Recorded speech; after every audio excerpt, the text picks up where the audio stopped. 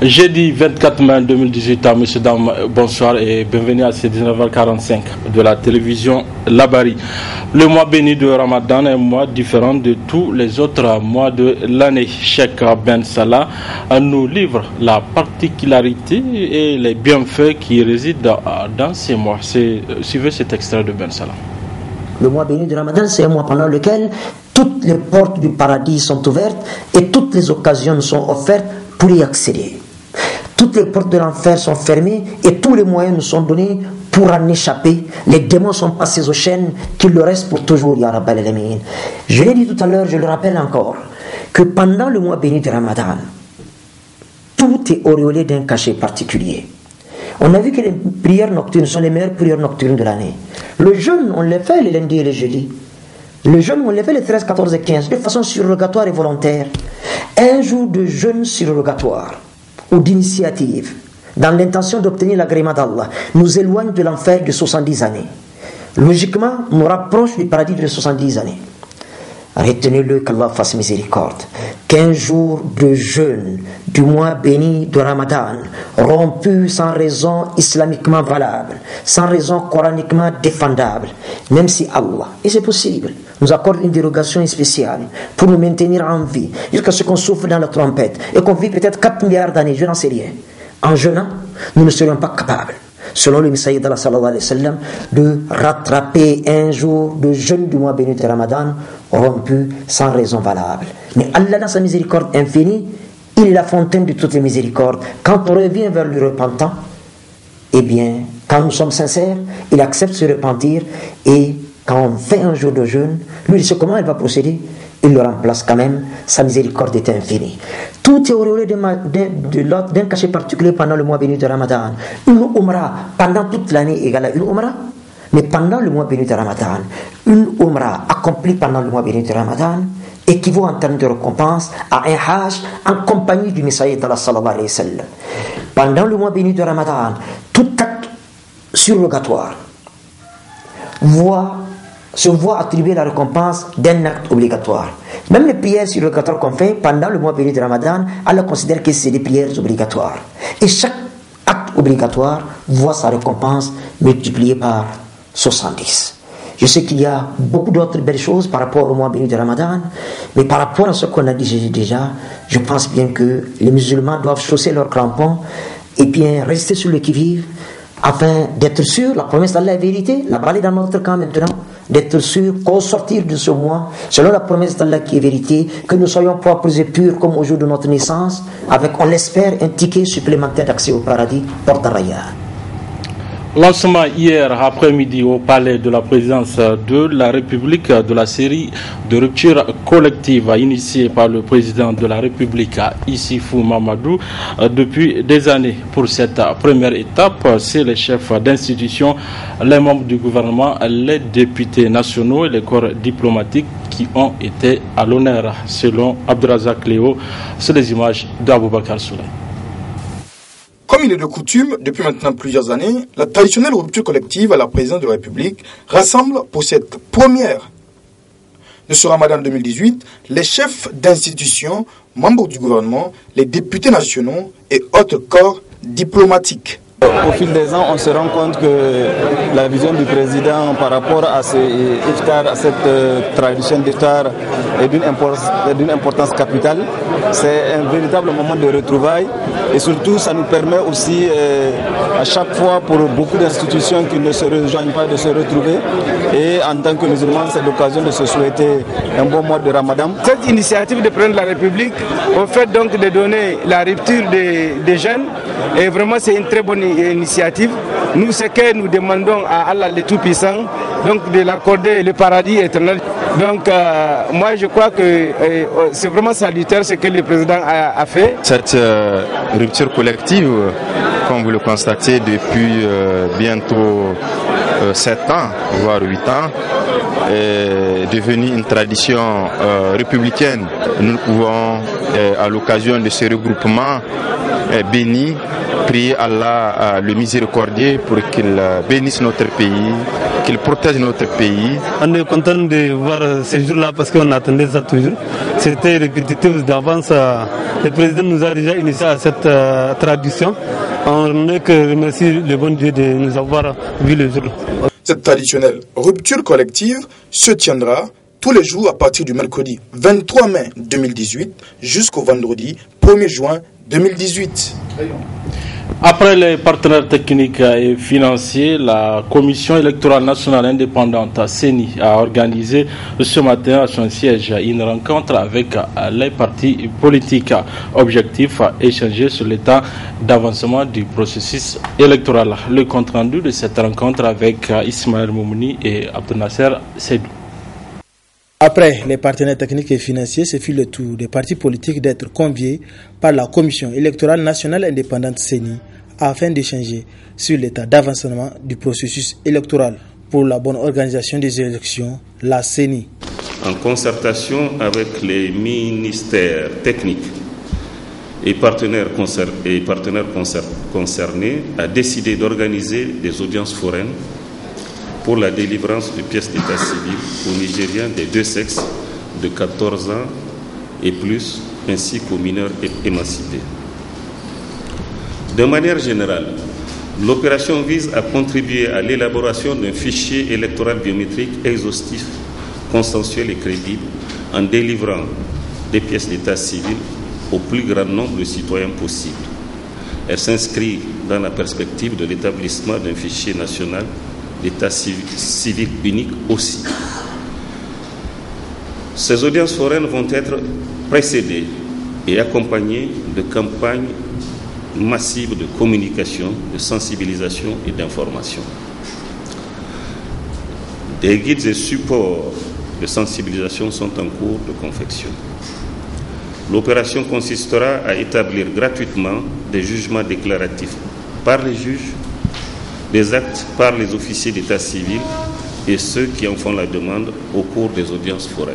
Issa Kassouna demande le soutien des partis politiques pour l'organisation des scrutins libres, transparents et crédibles. C'est le lieu d'appeler tous les partis politiques à se mobiliser et à mobiliser leurs militants afin d'une part d'obtenir une liste électorale la plus exhaustive possible, d'autre part, de pouvoir compter sur chacune des voix de leurs militants encouragés à s'inscrire régulièrement sur la nouvelle liste électorale biométrique. Pour cela, il est indispensable que tous les citoyens se fassent délivrer en amont les pièces d'état civil nécessaires. La CENI voudrait à cette occasion rassurer toute la classe politique, les organisations de la société civile, les partenaires et amis du Niger sur sa détermination à conduire un processus électoral transparent, crédible et honnête. Les partis politiques demeurent des acteurs incontournables des élections qui se donnent pour mandat de répondre aux aspirations des populations à travers leurs programmes politiques ou projets de société. Rappelons que l'opposition et les non-affiliés ont brillé de leur absence à cette session. Et oui, notons qu'à cette rencontre, les partis politiques de l'opposition et les non-affiliés ont refusé d'y prendre part. Les raisons de ce refus dans ce reportage signé Ismaël Moumouni et Nasser Seydou. Refus catégorique à l'invitation du président de la Commission électorale nationale indépendante CENI, c'est ce qu'ont tenu à démontrer les partis politiques de l'opposition, des non-affiliés et du front de l'opposition indépendante foi, en brillant de leur absence à cette rencontre d'information avec les partis politiques. Cette absence se justifie par un certain nombre de points. Notre refus de participer à cette rencontre, d'abord, tout le monde sait qu'on a contesté le code électoral. Et même la CENI, car ce code électoral-là, d'ailleurs, c'est un code électoral taillé sous mesure. Et cette CENI-là, c'est une CENI partisane. Car les présidents de la CENI et les vice-présidents de la CENI, ce sont les militants du PNDS Taraya. Par comment les militants d'un parti politique peuvent diriger une commission électorale nationale indépendante. Donc il n'y a pas une CENI, il n'y a même pas un code électoral consensuel, si vous vous souvenez.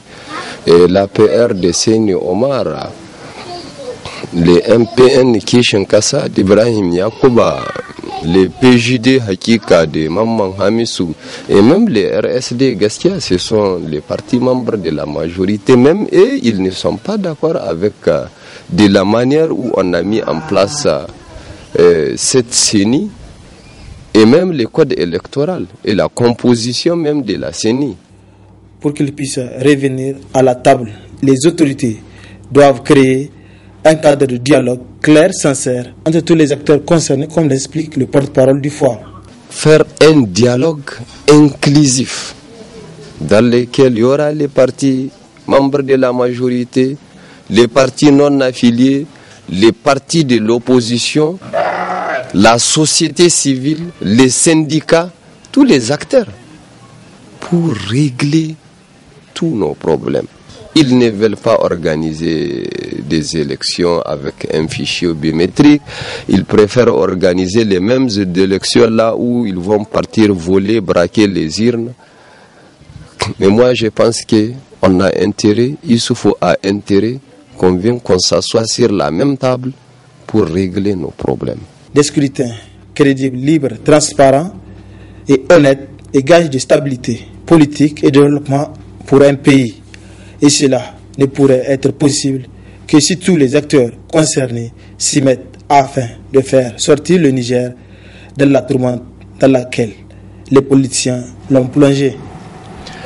Cérémonie ce matin au ministère des Postes et des Télécommunications de lancement officiel du comité de pilotage et du comité technique du projet de la dorsale transsaharienne à fibre optique.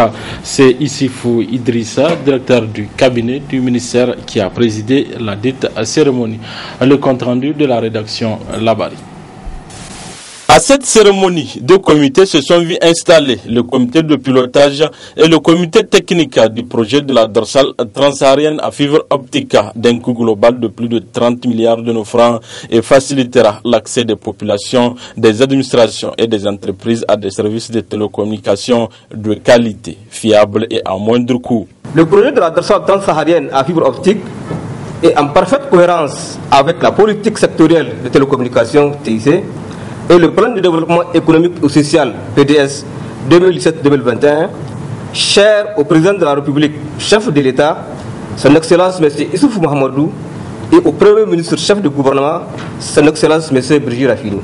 En outre, il est aligné également sur la stratégie opérationnelle pour le TIC de la banque à travers ses piliers 2 et 3, à savoir les infrastructures et les applications de TIC.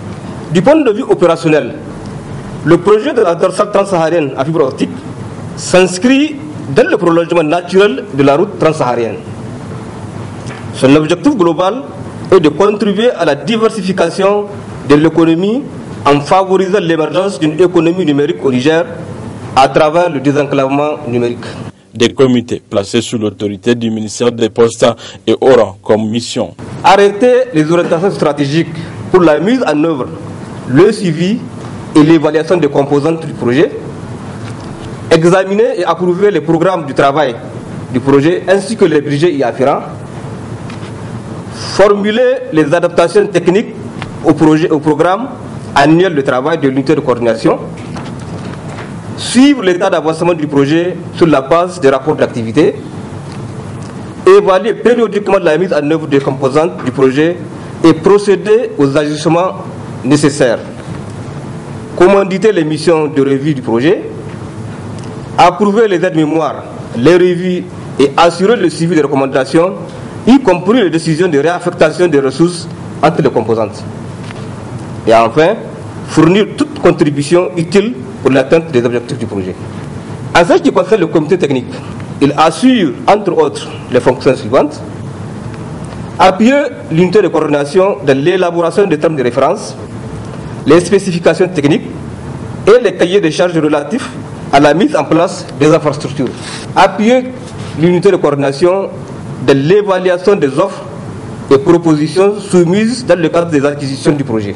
La coordination du projet a, en marge de la cérémonie, présenté le projet de la dorsale transsaharienne à fibre optique à l'assistance, un projet qui a vu le jour grâce au concours du groupe de la Banque africaine de développement BAD. Ouverture ce matin à l'hémicycle de l'Assemblée nationale d'une journée parlementaire dédiée au secteur de l'eau, de l'hygiène et de l'assainissement. Une journée organisée par le ministère de l'Hydraulique et de l'Assainissement en partenariat avec le réseau parlementaire pour l'eau, l'hygiène et l'assainissement avec la participation de l'ONU Femmes Niger. Objectif, informer et sensibiliser les députés sur les orientations stratégiques et les initiatives en cours dans le dit secteur. Nafissatou Yahya, Ibrahim Abdou. Dédiée au secteur de l'eau, de l'hygiène et de l'assainissement, cette journée parlementaire est une initiative du réseau parlementaire pour l'eau, l'hygiène et l'assainissement en partenariat avec le ministère de l'Hydraulique et de l'Assainissement. Elle vise à informer et sensibiliser les honorables députés nationaux sur les orientations stratégiques et initiatives en cours dans le dit secteur. Objectif, susciter l'adhésion des élus nationaux à l'initiative Un député, une mini-adduction d'eau potable multi-village et une commune sans défécation à l'air libre. L'initiative des parlementaires à travers le projet Un député, une mini-adduction d'eau potable, une commune sans défécation à l'air libre cadre parfaitement avec le programme du gouvernement, à savoir l'amélioration de l'accès des populations au service optimum d'eau potable et d'assainissement dans un Niger sans défécation à l'air libre à l'horizon 2030, en prenant en compte les besoins spécifiques des femmes et des filles.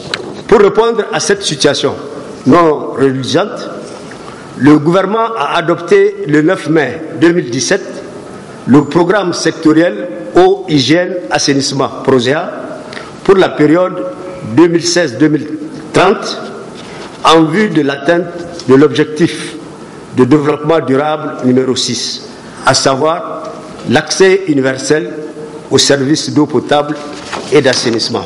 Occasion pour Béatrice Eyon, coordinatrice du programme Pays ONU Femmes Niamey, de faire sa présentation axée sur le genre dans le secteur eau, hygiène et assainissement. Le genre se réfère au rôle et aux responsabilités attribuées aux femmes et aux hommes par la société. Dans chaque société, il y a des rôles, il y a des activités que la société a dit, voilà ce que la femme va faire, voilà ce que l'homme va faire. Ces rôles sont socialement construits et ces comportements aussi sont socialement appris dans une culture donnée, dans un lieu donné, dans un moment déterminé, sur la base du fait que quelqu'un est femme ou homme. Le concept du genre inclut aussi les attentes à l'égard des caractéristiques, des aptitudes et des comportements probables des femmes et des hommes. Le genre vise à rendre les dépenses du ménage plus efficaces, promouvoir le bien-être des populations, rendre les dépenses de l'État et de l'aide au développement plus efficaces. Pourquoi? Parce que les ressources vont partir à ceux qui en ont besoin. Venu pour la circonstance, le représentant du bureau régional d'ONU Femmes n'a pas manqué de livrer ses impressions après cette rencontre. Cette journée a été une réussite parce que tout simplement pouvoir échanger avec les décideurs de nos États, dont notamment ceux du Niger, quand on sait que les lois, tout passe par l'Assemblée nationale, la première des choses c'est de pouvoir aborder cette question de l'assainissement, particulièrement de la gestion de l'hygiène menstruelle avec les élus du Niger, ce qui a été le cas. Ils ont pris connaissance des difficultés que rencontrent les populations du Niger et particulièrement de notre zone. Donc ce n'est que louer cet effort-là et appeler les autres députés des autres États à aussi emboîter le pas du Niger, parce qu'on pourrait dire que l'Assemblée nationale du Niger fait office d'exemple et est première en ce domaine-là. Pour rappel, le réseau parlementaire eau, hygiène et assainissement a été adopté le 25 novembre 2015 par l'Assemblée nationale et a pour objectif de contribuer à l'amélioration de l'accès des populations à l'eau potable. L'Union des scolaires nigériennes a rendu publique ce matin une déclaration pour dénoncer la situation chaotique dans laquelle se trouve actuellement l'école nigérienne. Le résumé de cette déclaration avec Asmaou Seydou et Chebou Gisso. Examiner la situation socio-académique née de la crise scolaire et universitaire, tel est l'objectif de cette sortie médiatique du comité directeur de l'Union des scolaires nigériens qui estime que trop c'est trop. En effet, le comité directeur condamne les mesures unilatérales et suicidaires du gouvernement ainsi que son refus catégorique au dialogue avec l'USN. Cette situation provoque un climat d'asphyxie généralisée au niveau des scolaires nigériens du seul fait de la mauvaise foi du gouvernement vis-à-vis des légitimes revendications des scolaires dont il se trouve incapable de prendre en charge. Le CDISN dénonce avec véhémence le non-paiement des arriérés de plus de 8 mois de bourse d'allocation, ainsi plus d'un an de pécule dans les collèges et d'enseignement technique, ainsi que le refus de ce dernier à procéder au paiement de l'aide sociale 2018.